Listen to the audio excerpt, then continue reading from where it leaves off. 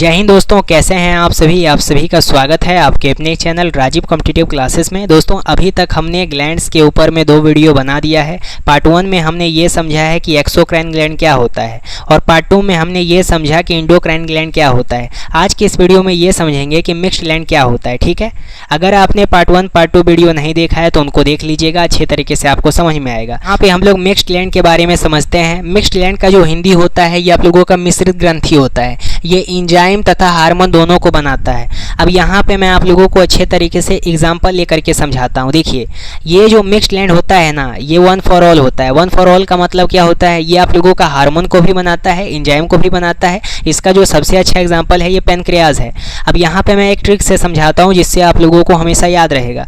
जैसे कि मान लीजिए एक आप लोगों का ऑलराउंडर पैन है जिससे आप लोग किचन में जो सब्जी रखा है उसको भी काट के बना सकते हैं, जो चाय है उसको भी बना सकते हैं, जो आप लोगों का ऑमलेट है उसको भी बना सकते हैं। तो उसी प्रकार से जो हमारा पैनक्रियाज है यानी कि अग्नाशय है, ये आप लोगों का 3 चीज़ों से मिलकर बना होता है। पहला आप लोगों का जूस होता है, दूसरा एंजाइम होता है, तीसरा आप लोगों का इंसुलिन होता है जो कि एक हार्मोन है। इतना समझ में आया? अब यहाँ पे समझिए एक और चीज़। यहाँ पे मैंने क्या कहा, ये आप लोगों का वन फॉर ऑल है, उसके साथ ऑलराउंडर पैन का मैंने एग्जांपल आपको लेके समझाया। अब यहीं पे जो आप लोगों का मिक्स्ड ग्लैंड है, इससे आपको ये समझ में आया कि ये जो मिक्स्ड ग्लैंड है ये 2 चीज़ों से मिलके बना है, हार्मोन और एंजाइम।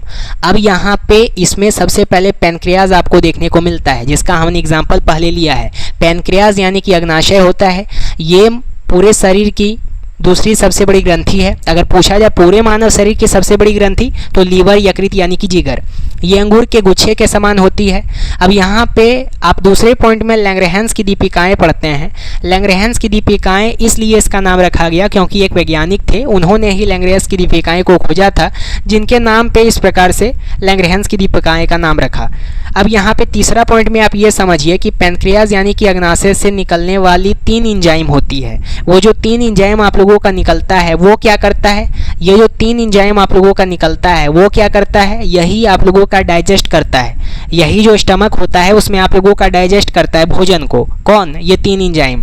पहला तो आप लोगों का लेट से या ट्रिक से आप याद रख सकते हो, लेट से पहला ये जो तीनों आप लोगों का एंजाइम है ना, ये आप डाइजेस्टिव सिस्टम में अच्छे तरीके से पढ़ोगे। पहला लाइपेज आता है, दूसरा एमाइलेज आता है, तीसरा ट्रिप्सिन आता है। जैसा कि मैंने कहा पैनक्रियाज अग्नाशय 3 चीज़ों से मिलकर बना है, जूस, एंजाइम और तीसरा आप लोगों का हार्मोन यानी कि इंसुलिन। लेकिन वो अलग है। ये जो है अग्नाशय से निकलने वाला एंजाइम है जो कि आप लोगों का भोजन को पचाता है, डाइजेस्ट करता है, जो कि डिटेल से आप डाइजेस्टिव सिस्टम वाले टॉपिक में पढ़ते हो। तो जो हमारा लाइपेज होता है इसका काम क्या होता है? ये आप लोगों का फैट यानी वसा को पचाता है। किसमें? स्टमक में। दूसरा आप लोगों का इमाइलेज होता है। इमाइलेज क्या करता है? ये आप लोगों का कार्बोहाइड्रेट को पचाता है। और तीसरा जो आप लोगों का ट्रिप्सिन है ये क्या करता है? ये प्रोटीन को पचाता है। तो इन तीनों का ये काम है। तो यहाँ से 3 पॉइंट में आपने ये समझा। अब यहाँ पे हम ये समझते हैं अग्नाशय से निकलने वाले हार्मोन क्या क्या हैं। अग्नाशय से जो हार्मोन निकलता है, पैनक्रियाज से जो हार्मोन निकलता है, वही आप लोगों का लैंग्रहैंस का सेल निकलता है। इसमें सबसे पहले आप अल्फा सेल के बारे में पढ़ते हो, बीटा सेल के बारे में और गामा सेल के बारे में पढ़ते हो। अब जो अल्फा सेल है ये क्या करता है? ये शरीर में शुगर की मात्रा को ज़्यादा करके रखता है। ठीक है, जो हमारा शरीर में शुगर की मात्रा, ग्लूकोज की मात्रा है वो ज़्यादा करके रखता है। शरीर में ग्लूकोज की मात्रा कम हो जाती है तब आप लोगों का अल्फा सेल में जब शरीर की मात्रा, ग्लूकोज की मात्रा कम हो जाती है तब आप लोगों का लीवर में ये स्टोर हो जाता है। कौन? ग्लूकोज। और उसके बाद फिर ग्लाइकोजन में वापस आता है और वापस आप लोगों का ग्लूकोज में बदल जाता है। तो ये काम होता है अल्फा सेल का। दूसरा बीटा सेल आता है। बीटा कोशिका का काम क्या है? ये आप लोगों का शरीर में इंसुलिन एक प्रकार का हार्मोन है, पता है। शरीर में ये आप लोगों का इंसुलिन यानी कि ग्लाइकोज कम करके रखता है। जो हमारा इंसुलिन होता है शरीर में, बीटा कोशिका एक प्रकार का इंसुलिन है, हार्मोन है। और ये क्या करता है? शरीर में ग्लूकोज की मात्रा को कम करके रखता है, नियंत्रित करके रखता है। ठीक है, अल्फा इसको बढ़ा के रखता है लेकिन ये कम करके और नियंत्रित करके रखता है। किसको? ग्लूकोज को।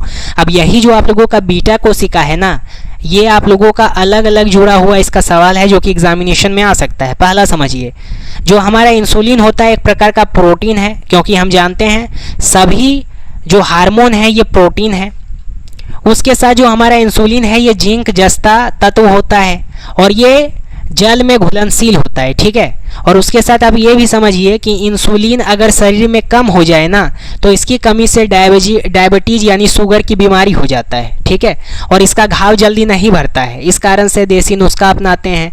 डायबिटीज़ के लिए अलग अलग काम करते हैं। पहले तो मीठा छोड़ देंगे, उसके साथ जो आप लोगों का जामुन होता है, जामुन जो होता है, जामुन का जो गुठली होता है, उन सभी को पीस पास करके देसी टाइप से खाते हैं। उसके बाद डॉक्टर से दिखाते हैं, जल्दी घाव नहीं भरता है। इतना तो पता है जब शुगर का बीमारी होता है तो यहाँ पे हमने इंसुलिन से जुड़े मुद्दों के बारे में पढ़ लिया है। फिर आप लोगों का लास्ट में गामा कोशिका आता है। गामा कोशिका का काम क्या है? ये पचाए गए भोजन से एनर्जी बनाते हैं।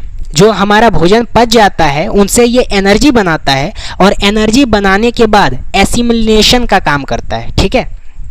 आज का लेक्चर हमारा कंप्लीट होता है। ग्लैंड का 3 वीडियो अपलोड कर दिया गया है, तीनों में अच्छे तरीके आपको समझा दिया गया है, सारा ग्रंथि समझा दिया गया है। टोटल आप लोगों का कंप्लीट हो चुका है ग्लैंड में। अब इनसे बाहर एग्जामिनेशन में कोई भी क्वेश्चन नहीं पूछा जाएगा, ये मेरा गारंटी है।